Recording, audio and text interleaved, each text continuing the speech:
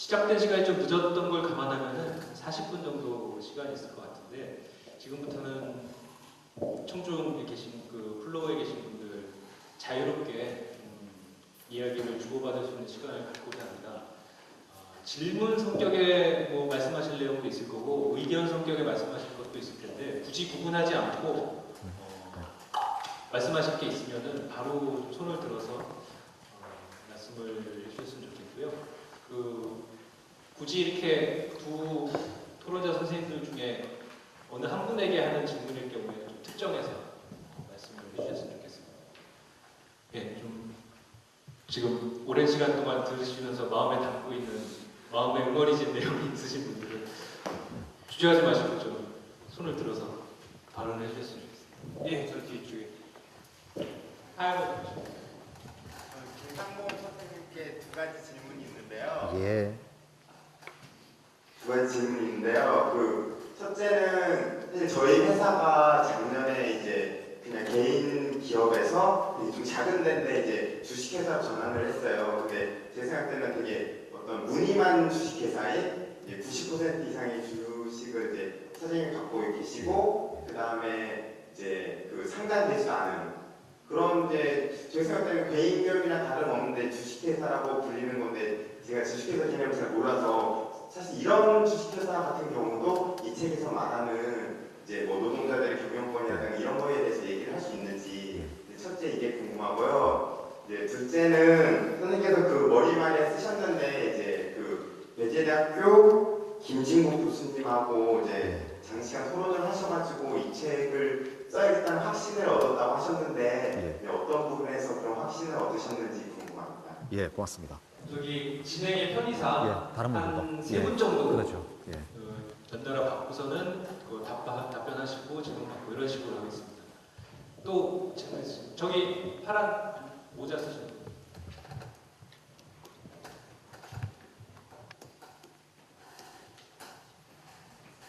네, 일단 강의 잘 들었고요. 제가 느끼기에는 논리나 접근 방법은 상당히 명쾌하고 확고하다고 생각했는데, 그러니까 자본주의 경제제도 전체를 건드리지는 못했지만 그 중에서 주식사 제도에 대해서는 아주 핵심적인 모순을 간파해서 그걸 맹점을 공략한 아주 탁월한 접근이었다고 생각하는데 그런 접근이 왜 여태까지 선행 연구가 전혀 없었는지 그리고 한 번도 이쪽 정치경제학 그러니까 비주류 정치경제학 쪽에서 그런 식의 논리 접근이 한 번도 없었는지 너무나 의아해서 혹시 유사한 선행 연구들이 연구 과정에서 참조하신 선행 연구들이 있었으면 좀 발표해 주시면 좋고요. 그 다음에 두 번째로는 이런 접근을 구체적인 제도 개혁으로 내지는 실현시키는 방법에 있어서 어떠한 보관들을 갖고 계신지 예를 들면 제가 언뜻 느끼기에는 일단 법학자들이나 법학 교수들을 중심으로 해서 포석을 하고 이제 논의를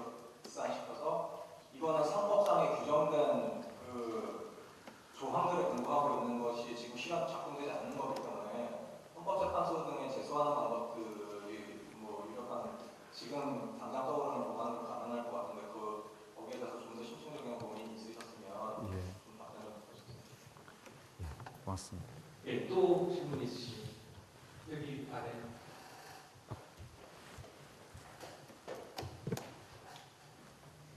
예, 저는 오늘 들으면서 제가 그러니까 이건희 일가가 1%도 되지 않는 주식을 가지고 있음에도 불구하고 우리가 왜 이건희가 마치 삼성의 제왕처럼 이렇게 생각을 하고 살아왔는지 굉장히 궁금한데요. 그 이유를 좀 알고 싶습니다.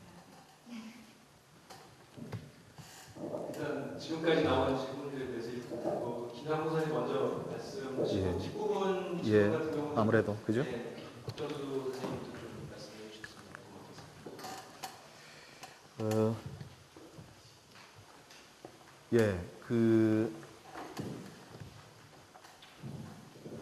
원래 이런 자리에 오시는 것도 힘들지만요. 끝까지 앉아 있는 건 더 힘든데 진짜 고맙습니다. 요새는 이런데 이렇게 마주 앉아 계신 분들 보면 좀 눈물이 나려고요. 그러니까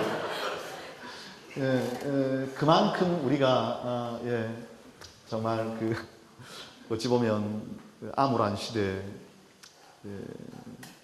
사는 건데 어둠이 깊으면 새벽이 또 이제 곧 올 테니까 그런 희망으로 살아야겠죠. 근데 쉬운 질문부터 대답을 드릴게요.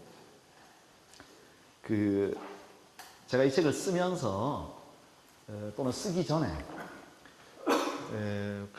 빈말이 아니고 이게 뭐 제 전문 분야도 아니고요. 정말 겸손하게 그리고 철저하게 저로서는 최선을 다해서 제가 뒤질 수 있는 건 이제 그 기간 안에 다 뒤지고 또 기회가 닿는 대로 이렇게 물었어요. 근데 그 책에 썼던 것처럼 별로 그렇게 흔쾌히 제 생각에 대해서 그런 거 이렇게 해서 말이 되고 이렇게 해서 말이 되지 않아 라고 응대해주는 사람을 찾는 것 자체가 힘들었어요. 뭐 자기 공부나 하지 철학한다는 주제 뭐 경제학 주식회사 문제까지 뭐 기본적으로 이제 이 생각을 깔고 있는 거고요. 가까운 사이라고 하더라도. 그리고 그나마 좀 얘기를 좀 이렇게 예의 바른 관계여서 좀 이렇게 꺼낼 수 있어도 책에서 말씀드렸던 대로 한국의 대다수 이 학자들, 특히 진보적인 진영에 있는 학자들은 그거 뭐 대충 내가 다 아는 얘기지. 뭐 예전에 그 소비에트부터 시작을 해서 또는 뭐 그 뒤에는 뭐 유고슬라비아의 경우 또는 그 다음에는 뭐 우리 사주, 뭐 종업원 지주제 기타 등등 또는 협동조합 그런 거였습니다. 그리고 저는 지금 주식회사에 대해서 고민을 하고 있는 건데요 라고 하면 참 놀랍게도 사람은 자기가 가지고 있는 인식의 틀을 벗어나면요 거의 냉점이라고 하잖아요. 배경은 그랬습니다.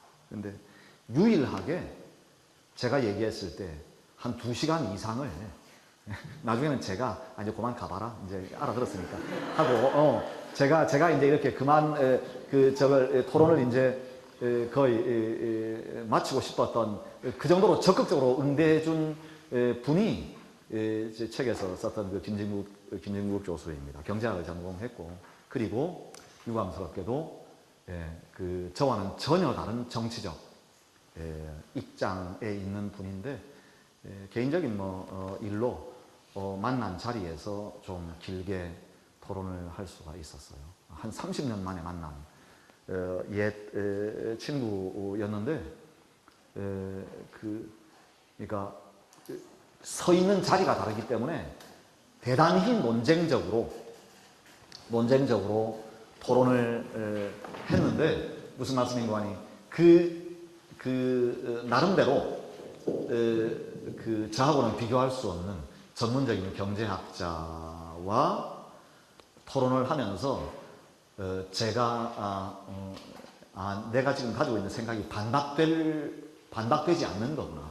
제가 지금 계속 그런 과정을 거쳐왔는데요. 맨 마지막이 그러니까 베트남 사회과학원에서 요새 유행하는 CSR 기업의 사회적 책임 뭐 많이들 아마 관심 가지고 계실 수도 있는데요. 뭐예요? Corporate Social Responsibility인가요? 그거 주제로 베트남 사회과학원에서 국제학술대회가 있을 때 제가 거기 가서 이걸 발표했었습니다. 마지막 검증이었어요. 책 쓰기 전에. 그게 책이 이제 출판되기 직전에 마지막 검증이었는데 제가 확인한 건 2가지입니다. 지금까지 제가 얘기했던 방식으로 그러니까 주식회사를 해체하는 주식회사를 말하자면 이제 주식회사의 경영권을 노동자에게 위임한다. 노동자가 주인이라는 얘기 아닙니다. 주인은 없어요. 주식회사의 대표권으로서의 경영권을 노동자에게 위임한다. 라고 하는 이 방식으로 자본주의를 넘어갈 수 있다. 라고 하는 생각을 지금까지 적극적으로 개진한 사람이 없었더라고 하는 거. 유럽에서든 또는 다른 제3세계 어디서든 적어도 그건 지금까지 제가 확인할 수 있었던 것입니다. 그래서 베트남 갔을 때 독일에서 온 정치학자 나이 지긋한 분이 저보고 그러더라고요. 발표 끝나고 나서. 유럽 사람들 참 재밌습니다. 너 옛날에 레닌이 러시아에서 혁명을 일으키면 독일에서도 또는 유럽에서도 혁명이 일어날 거라고 생각을 하고 했는데 안 된 거 알지? 느닷없이가 그 얘기를 왜 하냐? 예? 그러니까 너처럼 그런 새로운 얘기는 변방에서 하면 안 되고 유럽 같은 중심부에서 해야 돼. 사실은 그게 마지막 확신이었어요. 그래, 알았어. 많이 묵었으니까 그만해.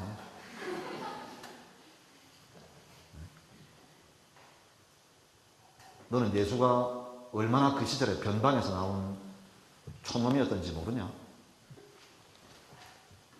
그리고 모든 세계의 어떤 진정한 의미의 새로운 혁명적인 변화는 언제나 소수자에 의해서 타자에서 온다는 것도 모르냐 아직? 그래서 이게 이제 이 질문 두 번째 이제 아까 다른 질문. 예. 그래서 여태까지 없었냐? 예, 제가 아는 한은 없었습니다. 예. 그리고 그래서 저는 이거 하면서 콜럼버스의 달걀이라고 생각해요. 야, 이거 달걀 한번 세워봐. 예. 끼워서 세우면 되지. 예. 그래서 얘기하고 난 다음에는 너무 단순한 이야기인데 역사를 우리가 길게 보면요. 그런 일은 수도 없이 많습니다. 예. 국가가 왕국에서 공화국이 된 건 그러면 뭐 어떤 거 아니에요. 이미 예전에 그리스 시대 때 다 공화국이었고 폴리스였는데 어쩌다가 왕권 신수설이었답니까? 인간은 그렇게 어리석더라고요. 네, 그렇게 어리석어요. 우리도 지금 마찬가지예요. 그래서 저는 그런 의미에서 이런 일은 역사에서 별로 그렇게 드물지 않은 일이다라는 말씀을 드리고 싶고요. 네. 그래서 처음에는 믿기지 않고 놀라운 일이지만 저도 안 믿깁니다 아직. 누군가 한번 나를 반박해줬으면 좋겠다. 그러면 나도 이제 더 이상 이 고생하지 않고 본업인 형이상학으로 돌아가고 싶습니다. 왜 아무것도 없지 않고 무언가 있는가? 라고 하는 질문으로. 그 다음에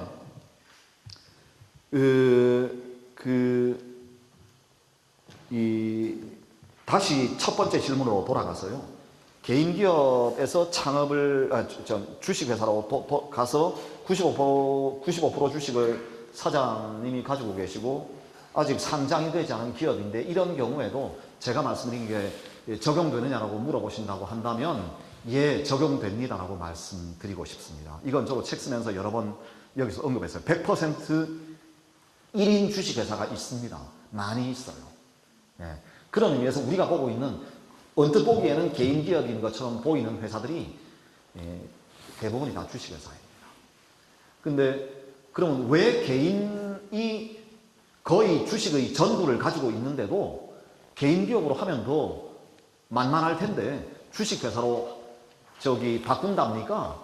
그건 이익이 있기 때문입니다. 이익이 있기 때문이에요. 그래서 첫째로는 유한 책임이어서 회사가 망하더라도 그 빚 때문에 사람들한테 시달리지 않아도 됩니다. 뭐 복잡하게 말할 것 없어요. 네. 그래서 그것이 첫째입니다. 가장 중요한. 그 다음에 회사 규모가 점점 더 커져감에 따라서 더 많은 자본이 필요하게 되는데 그때 상장하면 여러분 이자에 대한 염려 없이 자본을 조달할 수 있습니다. 그리고 이것은 이 길은 그래서 개체 발생이 개통 발생을 반영한다고 생물학에서 하던 얘기 있잖아요. 그게 이게 개인 기업이 주식회사로 넘어가는 과정은 자본주의의 발달 과정과 같습니다. 가족 기업이 또는 개인 기업이 또는 동업자 기업이 이게 때가 되면 주식회사로 넘어갈 수밖에 없어서 처음에는 법으로 금지되어 있던 게 주식회사예요.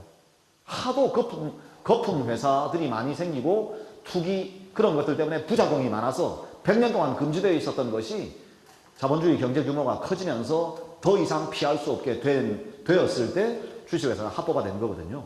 근데 그건 개인 기업의 경우에도 반복됩니다. 그래서 다 이유가 있어서 개인 기업이 주식회사로 이행하는 것이고요. 그렇게 될 때 그것이 처음에 아무리 개인이 주식의 전량을 다 가지고 있다고 하더라도 그건 이유가 있어서 건너가는 거고 제 얘기는 그때 종업원들한테 물어야 된다는 거예요.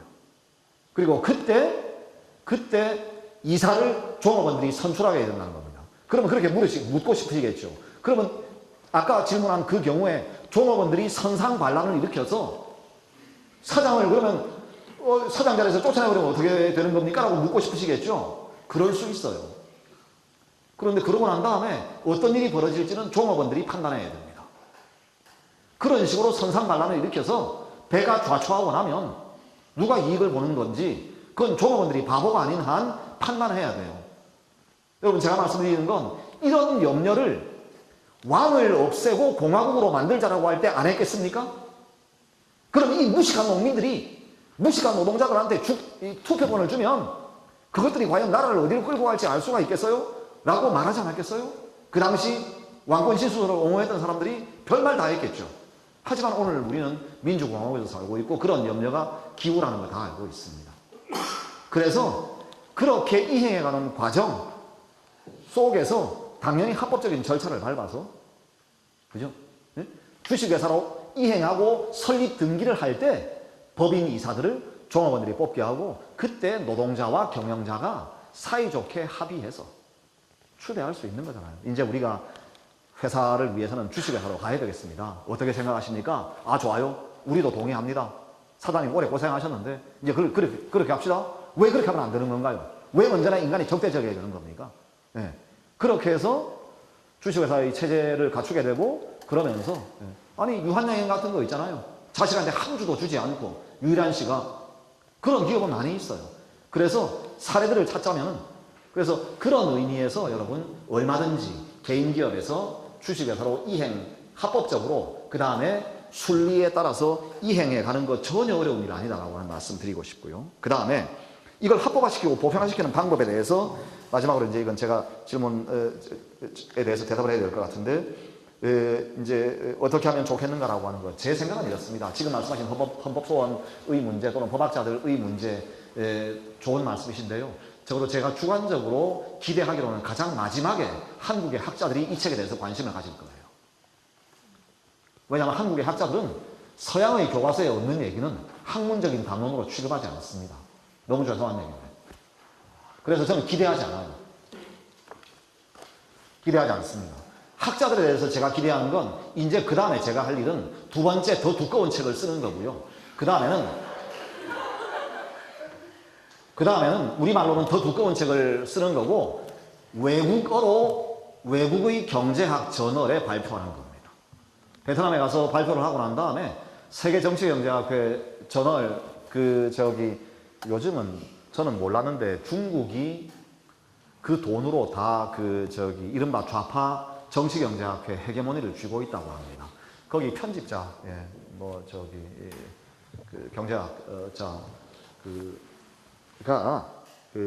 정치경제학 리뷰라고 영문으로 나오는 적이 있는데 듣다 같이 저한테 글을 달라고 하더라고요. 네 생각에 내가 95% 찬성한다고. 그래서 그게 제가 할 일이라고 생각하고 법학자 제위들에 대해서는 저는 그다지 지금부터는 기대하지 않습니다. 제가 기대하는 첫 번째는 제가 몸담고 있는 진보신당입니다. 당의 강령에 공식적으로 노동자 경영권이 명문화되는 것, 재창당할 때. 그래서 우리는 노동자 경영권을 통해서 자본주의를 극복할 거다라고 하는 정당으로 이제 거듭나는 것. 이것이 제가 첫 번째 희망하는 것이 첫 번째고요. 두 번째는 노동자들의 필독사가 되고 노동조합 운동의 어떤 새로운 전술 또는 전략으로서 이제 지금까지는 우리가 노동자들이 투쟁을 할 때 경영권을 인정해주고 난 다음에 이걸 해달라 저걸 해달라라고 요구했잖아요. 근데 그거 아니고요. 그건 더 이상 가능하지 않습니다. 왜냐하면 지금까지 노동조합 조직률이 거의 지금 이제 10%도 아마 제 지금 통계에 어두워서 모르겠습니다만 이제는 한 자릿수로 떨어지지 않았나 싶은데요. 그런 상황인데다가 복수노조가 되어서 그나마 힘을 못 쓰게 된 게 지금 상황입니다. 복수노조가 되었으니까 한때는 복수노조 되면 좋을 거라고 얘기했는데 저는 그렇게 생각하지 않아요. 여러 개의 노조가 있으면 사용자 또는 자본가 입장에서는 말 잘 듣는 노조하고만 얘기하면 되는 거죠. 그러면 노동운동은 그 길로 그냥 소멸의 길을 걸을 수밖에 없는 것이라는 거죠. 그게 지금 우리 상황입니다. 그래서 저로서는 노동운동이 다시 살기 위해서는 경영권 자체를 어떤 운동의 또는 투쟁의 목표로 삼을 수밖에 없다는 게 제 생각이고, 저는 그 점에서 차라리 저는 재벌 개혁에 대한 담론은 이건 경제학자들이 또 뭐 얘기를 시작을 해야 되고 시민사회의 얘기를 시작을 해야 되는데, 저 사실 당장은 기대하지 않습니다. 오히려 절박한 사람은 노동자들이에요. 저는 이거 가지고 토론하다가 여기 책에도 썼습니다만 그 얘기, 아니 우리가 이걸 진짜 알았더라고 한다면 현장에서 조장이나 반장이라도 언감생심 사장은 고사하고 조장이나 반장이라도 우리 손으로 뽑자고 얘기하면 얼마나 좋았을까. 네. 그래서 그 운동을 시작해야 된다고 저는 생각을 하고, 그래서 당 첫 번째고요. 두 번째는 노동운동에서 노동자 경영권을 위한 투쟁이 시작되길 바랍니다. 그리고 이를테면 여러분 자꾸만 삼성만 이것이 대상이 아니에요. 정권 바뀌고 나면 수백 수천의 자리가 경영진이 새로 바뀐 대통령에 의해서 임명되는데, 예를 들어서 KBS나 MBC 사장을 왜 대통령이 임명해야 됩니까? 물밑에서? 왜 그거 종업원들한테 뽑으라고 그러면 안 돼요? 그런다고 해서 천재지변 나는 거 아니고 나라 망하지 않습니다. 그거야말로 언론의 공공성을 확립하기 위해서 필요한 거거든요. 그것도 주식회사이고요. 그것도 법인입니다. 그래서 그런 의미에서 이제 저로서는 단계적으로 얘기를 한다고 할 때 노동운동 차원에서, 그 다음에 그 삼성, 현대, 이건 뭐 좀 더 걸리겠지만 공기업에서부터 시작할 수 있다는 거. 이런 의미에서 이제 정치적인 투쟁 또는 입법운동으로 우리가 갈 수 있게, 이제 시작할 수 있겠다라고 하는 말씀 드리고 싶고요. 그리고 이제 최종적으로 이것이 보편적인 어떤 상식이 되어서 우리 사회에서 이제 입법화의 길을 밟게 될 텐데, 그때 맨 마지막으로 법학자들은 법조문을 손질할 때 그걸 위해서 모시면 충분하리라고 저는 봅니다. 지금 당장 이 책을 읽고 정말로 무언가 일을 해야 될 분들은 사실은 여러분들이지 고명한 학자분들이 아니다라고 하는 말씀을 드리고 싶습니다. 그리고 삼성이 어떻게 해서, 이건희가 어떻게 해서 삼성의 주인 노릇을 할 수 있느냐라고 하는 건 옆에 계신 우리 곽정원 선생님께서 더 잘 말씀해 주실 수 있을 거라고 생각합니다.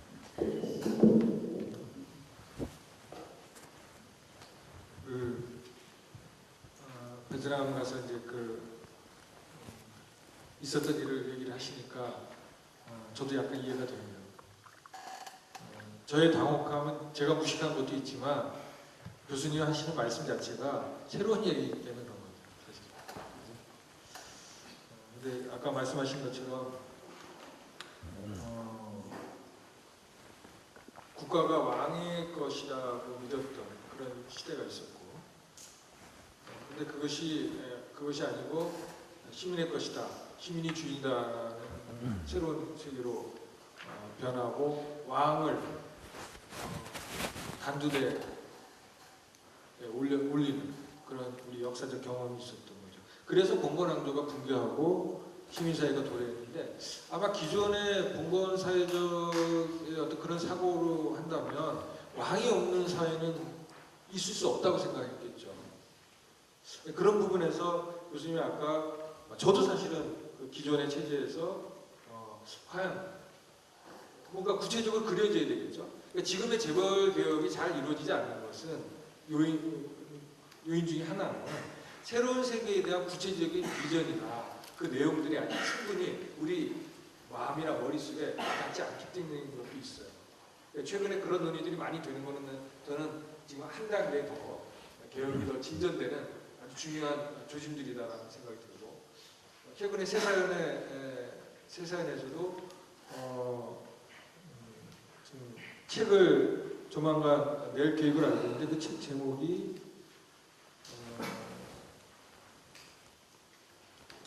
지속 가능한 사회 국가 들었어요. 근데 지속 가능한 사회주의 국가에도 빨리는 얘기 들을까봐 주의자를 살짝 뺀 건지 잘 모르겠어요. 근데 지속 가능한 사회 국가라고 이렇게 되는데, 저는 그래요. 지금 일종의 아까 이제 이건희 회장을 신이라고 이제 표현을 했는데 김영철 변호사의 삼성에 관한 책에 보면 그 신의 모습이 잘 드러나죠. 근데 그 삼성이라는 20만 거대 집단 안에는 좋은 대학 나오고 여기 연대 출신도 많고 우리 사회에서도 말하는 스카이 대학 출신도 많은데 그 체제가 유지될 수 있는 건 저도 잘 모르겠어요. 근데 아마 지금은 다들 웃어 넘기지만 봉건 왕조가 수백 년간 수천 년간 지탱할 수 있었던 것도 그런 의미 아닌가. 지금 세상에서 보면 왕이 세습하고 우리 북한의 세습 체제에서 얼마나 호수쳐요. 근데 과연 북한에 있는 사람들이 다 바울까? 좀 간단치 않죠, 사실은.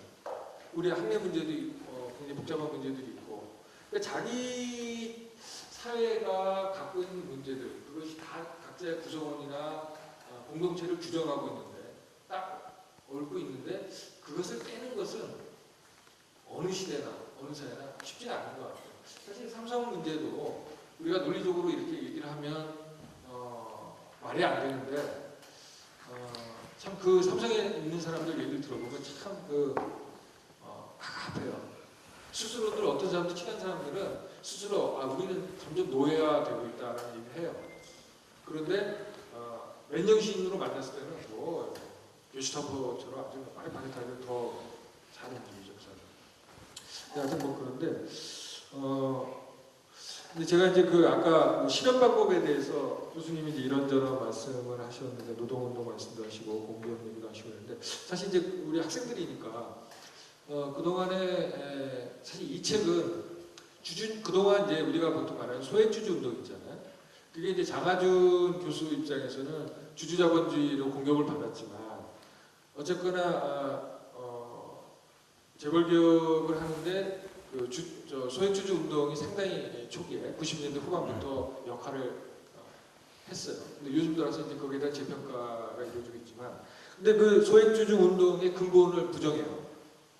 이 책은. 그죠? 주주가 주인이 아닌데 주인의 권리를 제대로 행사하겠다고 하는 것 자체가 넌센스죠. 그렇죠? 근데 이제 그 말고 이제 이해관계자 자본주의의 토대를 둔 그런 운동 방식도, 운동론을 얘기하는 분들도 있어요. 그러면 아까 교수님도 잠깐 말씀하셨지만 CSR도 사실은 이제 그런 그렇죠. 연장선에 있는 네. 거죠. 그래서 기업이 주주들만을 위한 것이 아니라 기업을 구성하고 있는 예를 들어서 종업원이라든가 채권단은 물론이고 지역사회, 나아가서 글로벌 사회, 또 협력업체, 노동 이런 모든 것까지도 그 이익도 같이 존중해야 된다는 쪽으로 나가고 사실 이제 또 다른 것도 있어요. 참여 자본주의라는 것도 있는데 그거는 소위 경영권을 그동안은 이제 경영자들 그것이 주주 다수의 주주에 의해서든 혹은 대주주라고 우리가 흔히 얘기하는 사람들에 의해서 선임된 경영권이든 간에 그 경영권이 주주들이나 혹은 특정 주주들에게 독식되어 있던 것을 그 이해관계자들 특히 종업원들 또 나아가서 지역사회 같은 경우에 그런 것들이 부분적으로 공유해야 된다라는 게 있죠. 독일식 공동 결정제도가 그거하고 맥이 닿을 수 있을 것 같아요. 그래서 요즘 들어서 이제 경제민주화와 재벌개혁을 얘기하는 분들 중에 공동결정제도를 얘기하는 분들이 있어요. 그런데 사실 이제 지금 교수님이 말씀하셨고 또 이 책이 얘기하고 있는 거는 그거보다 또 다른 어떻게 보면 이제 그보다 더 나아간 얘기를 하는 것이죠. 나눠서 경영하자는 것이 아니라 나도 참여시켜달라는 얘기가 아니라 사실 우리 거거든, 내 거거든이라고 얘기하는 거잖아요. 그래서 이제 그 부분은 근데 지금의 여러 가지 운동 이런 경제민주화나 재벌개혁 운동의 이 바탕에 깔고 있는 여러 가지 그런 그 유형들 제가 말씀을 드렸는데 이런 이 새로운 유형들이 얼마나 대중적 지지를 얻고 그것이 실천적으로 그리고 중요한 거는 우리 현실 문제를 해결할 수 있어야 될 테니까 그거는 앞으로 계속 좀 가질 것 같아요. 가질 것 같고 저도 사실 이건희가 1%밖에 안 갖고 있는데 왜 신이지 그냥 우리 김영철 변호사님 말씀을 하셨으니까 저는 광주에서 매주 만나거든요. 지금 왜 그런 좋은 건 기사에 안 나는지 모르겠는데 지금 김영철 변호사님이 광주에 와서 오시게 된 게 교육청 공모 감사 담당관으로 지금 와 있습니다. 근데 와서 광주에 뭐라고 할까요? 촌지가 싹 사라졌어요. 예. 왜 한겨레에서 그걸 안 쓰시는지 몰라요. 지역 뉴스라고 해서 안 쓰는 거랑 도저히 상상을 그러니까 여러분, 예. 제가 말씀을 하셨으니까 제가 한 번 이건 짚고 넘어가야 되는데 여러분 지금 교장이 퇴직을 한 달 앞둔 교장이라도 예. 비리가 발견되면 내버려 두지 않습니다. 예? 예. 전두환을 수사하던 그 결기로 교장의 요만한 비리가 발견돼도 물론 과도하게 이건 아니에요. 법에 정해진 대로. 그래서 지금 광주는 1년 만에 교육계가 싹 정화되어 버렸어요. 정말입니다. 이거 안 믿으시겠지만 이것도. 근데 이 얘기 그분 얘기를 꺼낸 건 그분이 지금 제 대학원에서 저한테 공부를 하고 있어요. 제가 대학원에서 철학 공부를 하고 있어요. 지금. 그래서 이제 일주일에 한 번씩 만나는 뜻이었는데요. 근데 물어봤죠. 근데 어떻게 제가 이 공부를 하고 글을 쓰고 하는 과정에 하면 할수록 너무 저 자신도 이게 이런 우리가 뭐라 그럴까요? 이상한 나라의 앨리스가 따로 없습니다. 이게 말이 됩니까? 어디에도 법인 이사로 등기가 되어 있지 않은데 그가 인사권을 다 행사하며 1% 그거 가지고서 100%의 권리를 행사한다는 게 말이 됩니까? 라고 왜 안 물었겠어요? 그랬더니 그분 이야기는 딱 한마디로 그렇게 정리를 하더라고요. 우리 사회 전체가 묵인해주고 있기 때문에 그렇습니다. 라고 하는 거고요. 아니 묵인? 그 말이 돼요? 그 묵인이 어떻게 손바닥으로 하늘을 가릴 수 없는 건데 그 주인이 아닌 자가 어떻게 주인 행세를 하도록 세상이 다 그렇게 묵인을 할 수가 있어요? 그러니까 두 번째 그것에 대한 대답이 그러니까 돈이 들죠. 그러니까 돈이 든다는 거예요. 일단은 이건희가 마치 주인인 것처럼 일사불란하게 모든 언론이 다 써주잖아요. 끊임없이 이건희 회장은 하는데 이게 사실은 회장이 아니라 이게 불법 자산 점유하고 있는 자다라고 하는 거. 이렇게 이번에 아까 상속 재산 가지고 하는 것도 작물 분배를 가지고 지금 소송이 생긴 거라고 그야말로 이렇게 표현해요. 이게 작물 분배. 근데 그렇게 표현하지 않지 않습니까? 다 무언가 합법적으로 근거가 있는 것처럼 이렇게 돌아가는 것이라고 일단 언론이 그렇게 써주고 그 다음에 그 뒤에 있는 입법, 사법, 행정 전체가 그걸 묵인해주고 있기 때문에 우리가 모르는데 그 묵인해 주도록 만드는 비용이 천문학적이어서 비자금이 필요한 거고 그것이 말하자면 그분이 이제 폭로했던 대로 그렇게 된다고. 제가 쓸 때 말이 너무 길었네요. 제가 미안합니다. 이런 얘기가 더 재밌을 것 같아요. 지금 끝내야 되네? 아닙니다. 모르겠습니다. 김영철 변호사가 이제 광주에 가서 교육계가 불과 1년 만에 그렇게 됐다는 게 사실은 제가 그래서 한번 광주를 가고 싶었거든요. 정말로 써주셔야 돼요. 1년 동안 무슨 변화를 일으켰는가. 써주셔야 됩니다. 처음에 제가 이제 한겨레 21에 지금은 어저께 인사가 나서 제가 한겨레 신문으로 이제 자리에 옮겼는데 한겨레 21에서 제가 컬럼을 쓸 때 김영철 변호사가 양심 선언을 한 이후에 사실상 우리 사회에서 이 삼성이 지배하는 우리 사회에서 사실은 뭐라고 표현해야 될까요? 완전히 고립무원의 지경이 되버렸죠. 그래가지고 정상적인 사회활동을 하지 못했어요. 그 본인도 성격이 좀 지랄 맞아가지고 누가 그렇게 뭐 이렇게 사근사근한 이렇게 어울리는 그런 스타일이 아니에요. 되게 또 잘난 척하고. 그러니까 외롭죠. 누가 가서 제가 안 읽을게요. 네? 가서 안 읽을게요. 아니 그런 얘기하면 다 알아요. 술 먹으면서 얘기. 예. 웃자고 한 얘기였어요. 그래서 나중에는 정신병 걸리는 지경까지 갔어요. 사실 약도 많이 먹고. 제가 이제 한번 컬럼을 쓰면서 이건 우리 그런데 이제 광주의 교육청에 이제 감사관을 맡아서 제가 컬럼을 우리 사회의 삼성의 개혁을 얘기를 하고 재벌 개혁을 얘기하는 개혁 진보 진영에 엄청난 짐을 덜었다는 제가 그런 걸 쓴 적 있어요. 너무나 부끄러워서 그 용기 있는 사실 여러분 김영철 변호사가 아마 연봉이 저한테 뭐 그런 얘기는 하지는 않았지만 스톡옵션 다 포함해가지고 1년에 가만히 있었으면 10억 벌었을 거예요.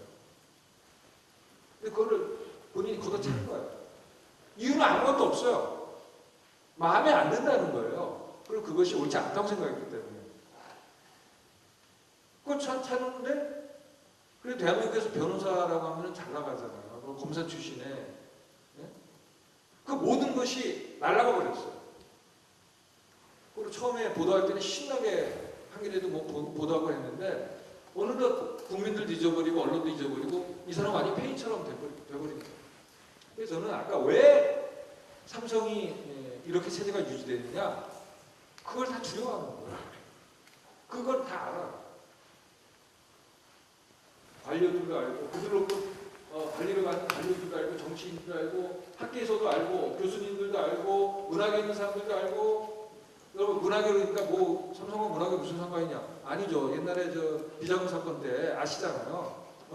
에버랜드에서 엄청난 해외에서 고가의 수백억짜리 미술품들을 갖다가 그래서 그거를 누가 잡느냐가 미술계의 판도를 결정하잖아요. 그 큰 손이 사실은 삼성입니다. 그러니까 모든 것이 우리 사회. 근데 그 체제에서 자기가 벗어나고자 할 때는 김영철과 같은 용기가 없으면 불가능해요. 그래서 저는 김영철에 대해서 성격이 이상하다, 뭐 조직을 배반하는데 인간성이 어떻다 그런 얘기를 떠나서 그 사람은 대단히 용기 있고 윤리적인 사람이다. 그리고 이런 사람이 없기 때문에 사실 우리 사회가 잘 변하지 않아요. 만약에 모든 아니요, 죄송합니다. 말씀하세요. 그냥 웃자고. 네? 아니 말씀하십시오. 그렇습니다. 그래서 저는 왜 우리 사회가 변하지 않느냐는 근본적인 질문과 그 김영철 그 선배가 지난 걸어온 그 과정이 저는 맞다 있다고 생각을 합니다. 제가 좀 토론이 흥미롭게 진행이 돼서 최대한 이제 개입은 안 했는데요. 좀 말씀하시다 보니까 시간이 좀 많이 갔습니다. 그래서 세 분만 좀 질문을 받는 건 너무 어려웠고 두 분만 더 질문을 받고 저기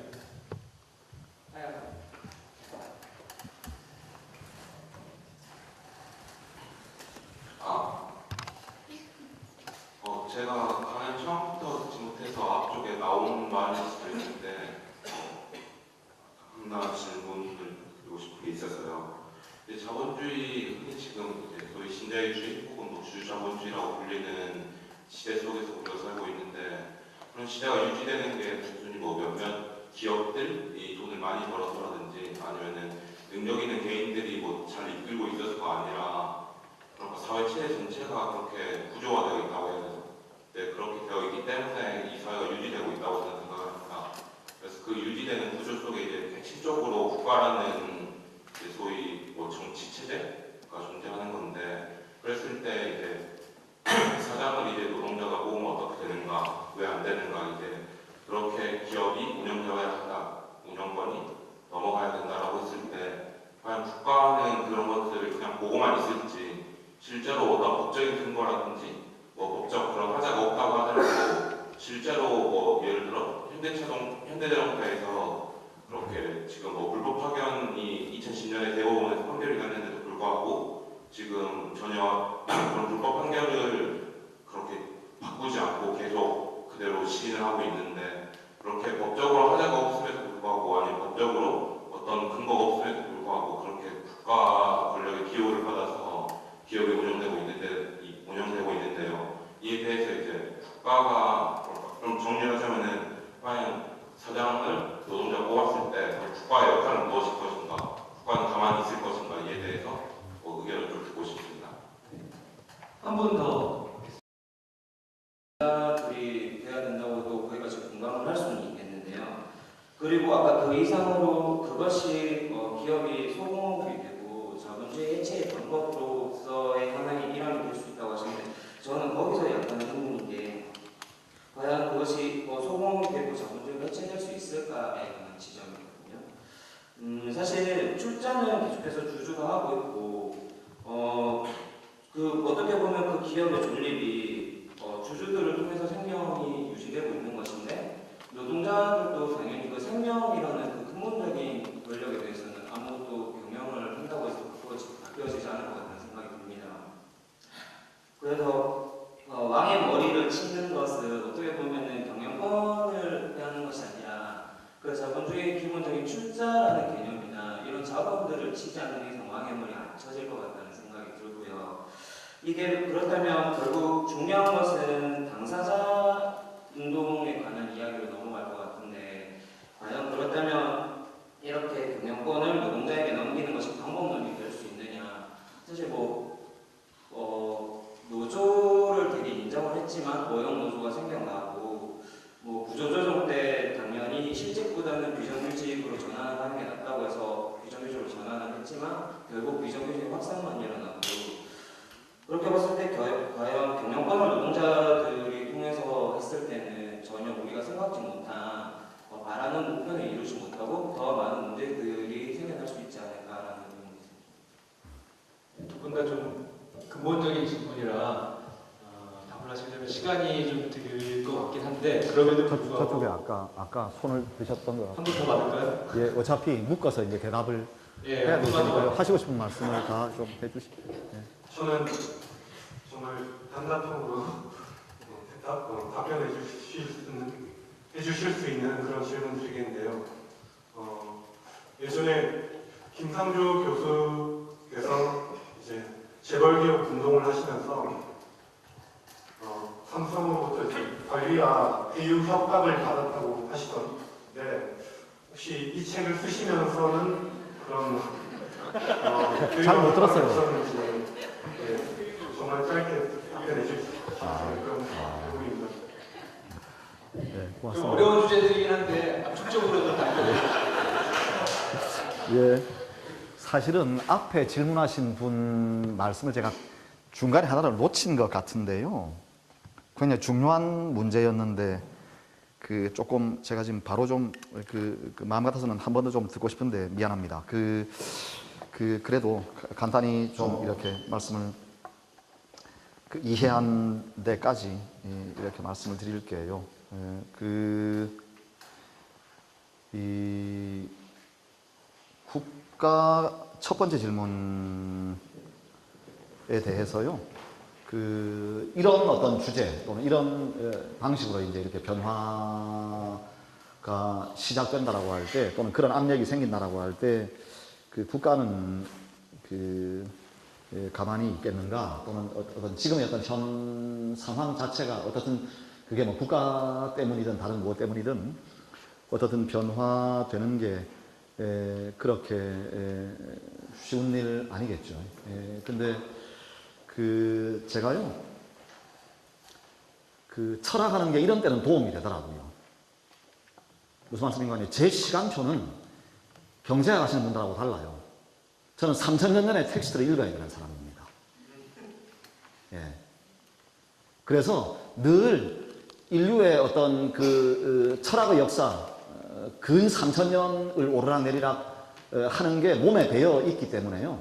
제가 아주 잘 알고 있는 게 무엇인고 하니, 진리의 빛은 한 번 밝혀지고 나면 꺼지는 법이 없다는 겁니다. 제가 염려하는 건, 제가 오늘 한 말, 이 책에서 한 말이 말 같은 말이냐 아니냐, 딱 그거 하나예요. 그래서 철학의 역사에서 그 확실성 또는 진리에 대해서 여러 가지 기준들이 있어 왔고 그것에 대한 논란이 많이 있습니다. 인식론에서 이제 기본적으로 진리가 뭐냐, 가능하냐 등등. 그런데 제가 가지고 있는 가장 설득력 있는 진리의 기준은 뭐 잘 알려져 있는 건 아니지만요. 스피노자가 초창기에 그 문제를 가지고서 데카르트와 대립해서 이제 씨름을 하면서 결국 스피노자가 한 얘기는 뭔고 하니 그렇게 주관적인 영증성, 나는 생각한다 그런 거는 있다. 이거 아니고 자기가 생각할 때 진리의 기준은 네가 말하는 그 개념을 가지고서 집을 지을 수 있는 설계도가 되면 그건 참된 거고 설계를 못하면 그건 가짜지. 이거예요. 제가 오늘 말씀드린 노동자 경영권이 과연 이걸 가지고서 기업이라고 하는 것을 세울 수 있고 운영할 수 있는 설계도가 되냐 안 되냐라고 하는 것이 관건입니다. 그리고 이것이 된다면 국가 아니라 국가의 할아버지라고 하더라도 못 막아요. 못 막습니다. 그게 역사예요. 네. 모든 제국은, 모든 절대 권력은 그렇게 붕괴합니다. 붕괴해 왔어요. 그래서 제가 책에서도 그러니까 우리 현실적인 가능성을 생각하지 말고 마음대로 한번 상상을 해보자고 처음에 한 까닭이 그겁니다. 상상 속에서 우리가 상상해서 그것이 적어도 정합성을 가진다면 얘기해봐도 돼요. 시작을 해도 되는 거죠. 물론 이제 제가 이 책에서 말씀드린 건 단순히 상상의 차원이 아니고 여러 가지 현실적인 걸 다 이제 같이 가지고 말씀을 드렸던 거고 그런 의미에서 이제 국가가 당연히 지금은 기업의 또는 자본의 또는 재벌의 이제 하수인이니까 거기에다 포획되어 있는 것이니까 당연히 눈 뜨고 보고 있지 않겠죠. 그건 너무 당연한 얘기입니다. 하지만 그것이 흐르는 강물을 막지는 거예요. 그게 이제 첫 번째 대답이고요. 왜냐하면 결국은 국가도 사람의 일이기 때문입니다. 네, 국가도. 네. 그래서 보십시오. 저기 지금 한나라당 빨간색 입고 나오는 거 보세요. 네? 빨간색 입고 나오는 거 보십시오. 그러니까 그거는 전혀 어려운 문제가 아닙니다. 내가 하는 말이 진리냐 아니면 이게 야바우꾼들이 떠드는 이제 이게 수다냐라고 하는 것이 문제일 뿐이에요. 그리고 그것은 역사가 증명하게 되어 있습니다. 두 번째는 오히려 저는 그래서 제 편에서 생각을 하고 싶은 건 더 적극적으로 이렇게 되었을 때 국가와 기업의 관계가 어떻게 되어야 되느냐라고 하는 것이 사실은 탐구되어야 됩니다. 네. 저는 지금 제가 가지고 있는 질문이 몇 가지가 있어요. 내가 책을 쓰면서 여기서 미처 다 얘기할 수 없었고 또 얘기할 단계도 아니기 때문에 하지 못했던 얘기 중에 가장 본질적인 얘기가 무엇인고 하니 아까 제가 처음 시작할 때 이거 지금 두 가지 문제의식인데 국가의 문제와 기업의 또는 자본주의 문제입니다라고 했을 때 이 두 가지 관계가 문제입니다. 지금까지와 다른 방식의 관계가 설정되어야 돼요. 그러니까 오늘날까지 가지고 있는 국가와 기업의 관계는 가장 기본적으로는 아직도 끝나지 않은 게 중상주의입니다. 네. 그 중상주의는 복잡하게 말할 것 없이 국가가 기업을 관리하는 거예요. 근데 거기에 정반대의 대척점에 서 있는 것이 신자유주의인 거예요. 그죠? 네. 근데 둘 다 틀렸어요. 둘 다 틀렸습니다. 제가 가지고 있는 노동자 경영권의 입장에 따르면 둘 다 틀린 것이고 그랬을 때 그러면 중상주의도 아니고 신자유주의도 아니라고 한다면 제3의 길이 뭐냐? 아예 혁명을 해서 그 한 가지가 더 있죠. 사회주의 국가. 그 현실 사회주의 국가가 있어 왔고 그것이 이제 원칙적으로는 지금 중국이나 다른 현실 사회주의 국가에 보듯이 어느 정도는 이제 포획되어 있는 거기 때문에 말씀 안 드리겠습니다. 근데 어떻든 그 두 극단 사이에서 어떤 새로운 길을 걸을 수 있느냐라고 하는 것이 문제인데요. 자연스럽게 두 번째 질문으로 넘어가서 노동자 경영권 가지고 자본주의 해체 가능하냐라고 하는 문제는 지금 이 무릎에 걸려 있습니다. 결국은 사회주의 혁명이라고 하는 것이 지배계급으로 조직된 프롤레타리아가 국가 권력을 장악해서 생산생산을 전유하고 그렇게 어떤 사회적인 경제 체제를 실현하는 것, 국유화된. 네. 그것이 사회주의 혁명의 비전이었는데 제가 책에서 누누이 말씀드렸던 것처럼 그것은 노동자 해방과 별 상관이 없는 프로그램이다라고 하는 거. 네. 기업이 국유화된다라고 해서 기업의 소유권이 개인 자본가가 아니라 국가에게 간다라고 해서 그 기업에서 노동하고 있는 노동자가 기업의 주체가 되는 것도 주인이 되는 것도 해당되는 것도 아니다라고 하는 거. 그런 의미에서 저로서는 누누이 여기서 말씀드리고 싶었던 것이 지금까지 흔히 하는 말로 사회주의 혁명을 통한 자본주의 극복이라고 하는 것 자체가 사실은 농담이었다는 겁니다. 제가 거꾸로 말하고 싶은 게 난 한 번도 믿은 적 없고요. 지금도 일관되게 그거 농담이니까 제발 그 얘기 그만합시다라는 거예요.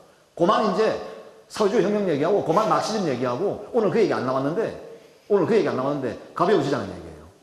언제까지 여러분 경제학은요 좌파 우파 가릴 것 없이 신학이지 과학 아니에요. 왜 이렇게 흥분하죠? 정말 흥분되는 일이네요. 압축적으로. 예, 신학이지 과학 아니에요. 이제 벗어나야 돼요. 벗어나야 돼요.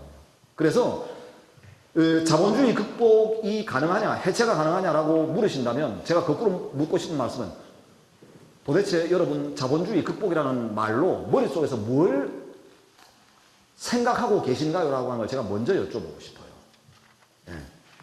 그걸 여쭤보고 난 다음에 역사에서 어떤 경우에도 완벽한 단절은 없습니다. 마크스조차도 자본주의 극복할 때 자본주의의 생산력을 포기하지 않았잖아요.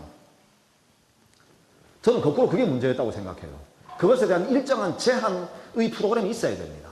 안 그러면 지금 우리가 보고 있는 이런 대책 없는 그 인간과 자연에 대한 파괴가 수탈이 지속되는 거거든요. 사회주의, 자본주의 가릴 것 없이.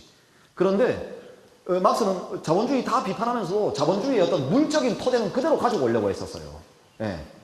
그러면 저도 여기 노동자 경영권을 얘기하면서 자본주의에 대해서 무엇을 가져오고 무엇을 남길 건가? 모세가 이스라엘 백성들을 데리고 이집트에서 나올 때 그냥 맨몸으로 나오지 않았잖아요. 금은 보화를 챙길 수 있는 건 다 챙기라고 하지 않습니까? 왜? 똑같아요. 우리가 자본주의를 넘어선다라고 할 때도 똑같습니다. 우리가 자본주의에서 챙겨야 될 것과 버려야 될 것을 가지고 토론해야 될 때입니다. 그리고 그런 의미에서 저는 제 책이 그 토론의 출발이 되길 바라요. 저는 여기서 어떤 의미에서 극복이다라고 하는 건 말씀드렸으니까 반복하지 않겠습니다만. 그래서 이제 마지막으로 삼성에서 뭐 회유가 있었냐 협박했었는데, 예. 여러분 그 사람들이 사람 보면 모를 것 같아요. 예. 저런 놈 건드려서 회유가 되겠다. 또는 협박해서 말귀 알아듣겠다. 여러분 무식한 사람한테는 강도가 총 들고 와서 손들어 해도 그거 뭔데? 라고 물어요. 대충 오늘 제 발언의 수위나 말투를 보셔서 아시겠지만 저는 옷만 이렇게 양복 입고 대학의 교수로 있을 뿐 옆에 계신 한겨레 신문 기자 선생님들이 공연히 거리의 철학자라고 붙여주신 건 아닐 거예요. 그래서 저 별로 그렇게 교양 없는 사람입니다. 그래서 그런 의미에서는 회유의 가치가 없다고 하는 걸 이미 알고 있을 거라고 생각을 합니다. 좀 아쉽긴 한데 시간이 벌써 이제 10시 가까이 돼서요. 일단 앞에 계신 노조 선생님 마지막 좀 마무리 발언을 짧게, 정말 짧게 부탁드리고 박정수 선생님 하나만.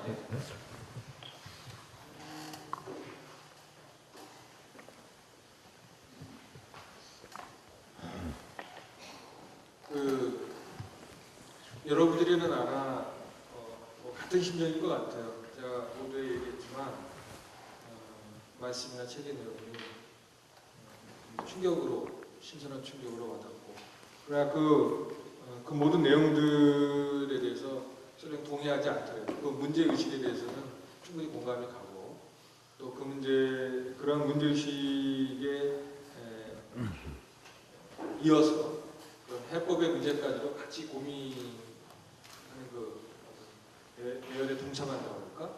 그런 어떤 공감, 그런 것들을 느낄 수 있을 것 같아요. 그래서 한번 오늘 교수님도 말씀하셨지만 향후에 조만간 이 책보다 더 두꺼운, 더 내용도 더 풍부한 책이 곧 조만간 나왔으면 좋겠고, 또 그렇게 되면 또 한번 또 이런 자리에 모셔서 우리가 한번 또 더 진지한 얘기를 해봤으면 좋겠습니다.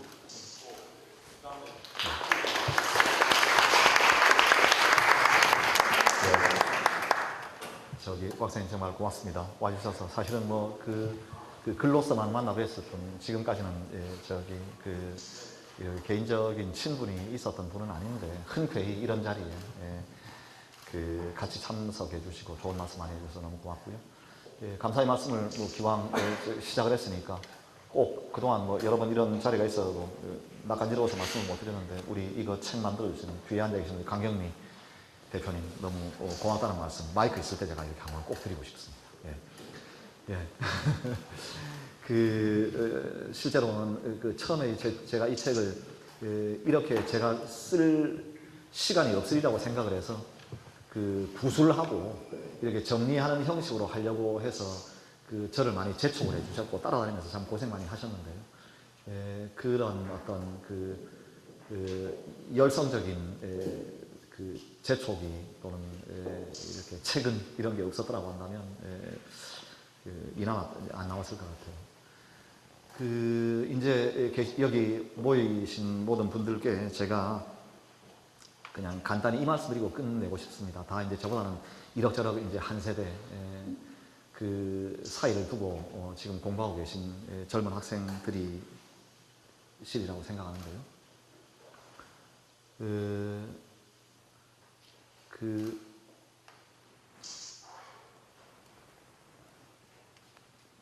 여러분 가끔 외국에 나가시거나 외국인 친구 만나실 때 있을 거라고 생각합니다. 워낙 우리가 이제 국제화되었고 게다가 서울에서 이렇게 대학생활 하시는 분들 오지간하면 그런 기회 많이 있을 텐데 민족주의 싫어하지만 한국인으로서 외국인을 만날 때 어쩔 수 없이 한국인으로 범주화되잖아요. 외국인을 만날 때도 마찬가지예요. 개인으로서나 국가로서나 마찬가지인데요. 여러분 만나면 한국에 대해서 뭐 소개하고 뭐 자랑하십니까? 저는 학회 같은 거 이렇게 주최해서 외국인 학자들을 부르게 되면 늘 하는 일이 있습니다. 그 사람들한테 우리의 진면목을 보여주기 위해서. 전화하면 퀵 서비스로 한 30분 만에 1위로 갖다 줘요.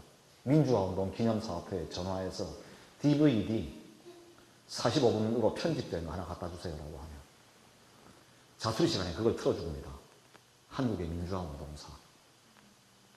여러분 외국인 친구들 만나거든 그거 꼭 보여주셔야 돼요. 얼음장처럼 붙습니다. 그리고 마치고 나서 다 보고 나서 반드시 하는 말이 이 말입니다. 정말 존경스럽다. 니네들의 민주화운동의 역사에 비하면 우리는 민주주의 거저받았네. 근데 거저받은 건 달라고 그러면 돌려줘야 돼요. 바이마르 공화국이 그래서 돌려줬고요. 반납했습니다. 일본의 다이쇼 데모크라시가 그래서 다시 반납했던 거예요. 근데 우리는 선물 받은 민주주의가 아니기 때문에 여러분 저는 한국의 민주주의에 대해서는 걱정하지 않습니다. 상상할 수 없는 고통 속에서 상상할 수 없는 처절한 투쟁을 통해서 희생과 피 흘려서 얻어낸 것이 민주주의예요. 이건요 반납 불가능합니다. 그리고 지금 우리의 과제는 뭡니까? 이제는 경제의 민주화예요. 이건 전 지구적으로도 그렇고 그 다음에 이 나라는 더더욱 그렇습니다. 제가 드리고 싶은 마지막 말씀은 역사에 끝 없잖아요.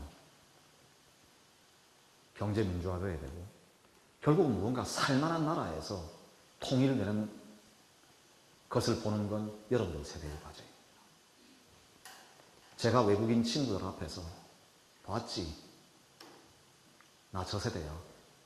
나 5.18 세대라고 라고 목에 힘주는 것처럼 여러분 30년 뒤에 우리 때는 졸업하고 다 비정규직이었지. 전세금 얻을 돈도 없어서 결혼도 10년, 20년 늦게 했어. 그런데 피 흘려 싸워가지고 지금 우리가 이런 세상을 만들었지. 여러분 30년 전에 대학 강사 없었던 거 아세요? 대학에 비정규직이 없었던 거 아십니까? 안 믿기시죠? 30년이 지난 뒤에 대학에 강사 없이 만들어주시는 것, 비정규직 없이 만들어주시는 건 여러분 몫이에요. 그리고 자부심을 가지고서 전 세계를 향해서 자랑하십시오. 한국의 민주주의가 세계사의 자랑이듯이 하나의 모범이듯이 정말이에요, 여러분. 지금부터 시작되는 한국의 역사가 세계사의 첫 페이지를 새로 쓰는 역사가 되게 만드는 건 여러분들 것입니다. 그리고 저는 동학일에 피 묻은 이 역사가 아직 끝나지 않았고 여러분들은 그 자랑스러운 후예라고 저는 생각하고 있어요. 믿어 심지 않습니다. 그리고 이 자리가 그 출발점 될 거라고 믿어 심지 않아요. 고맙습니다.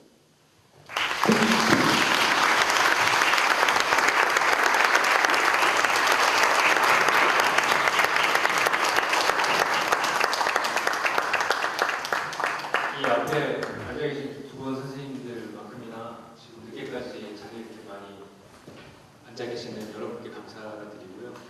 그 출판기념 토론회는 끝인데 출판기념 토론회는 토론회가 끝나는 걸로 끝나지 않습니다. 네.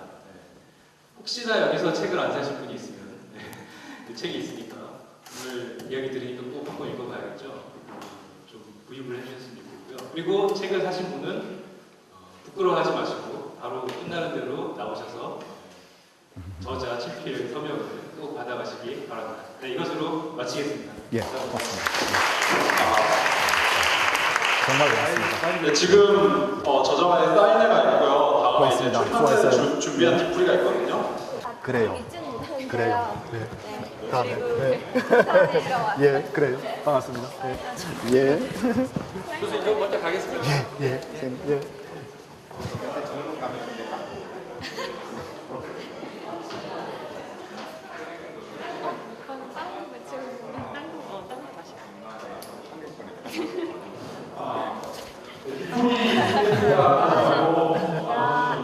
예, 안녕하세요. 예. 성함을 알려주시면. 네, 이지은입니다.